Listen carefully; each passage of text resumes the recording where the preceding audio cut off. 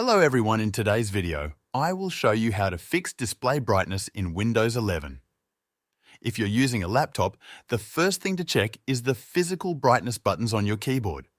These are usually located near the top row, often as function keys. Look for icons that represent brightness, typically a sun or light symbol. If you find these keys, press them to increase or decrease the brightness. If they don't work immediately, you may need to hold down the Fen key on your keyboard while pressing the brightness keys. Now, let's move to the settings within Windows 11. Start by clicking on the Start button in the taskbar, then select Settings from the menu.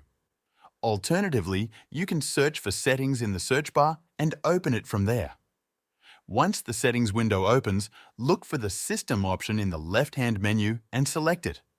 From there, click on Display on the right-hand side. You'll see a section labeled Brightness and Color. Under this section, you should find a brightness slider. Move the slider to the right to increase brightness or to the left to decrease it. If the brightness slider is missing or not working, there's another way to adjust it. Close the Settings window and open the search menu again. Type Control Panel in the search bar and select the best match to open it. In the Control Panel, set the View By option in the top right corner to Large Icons.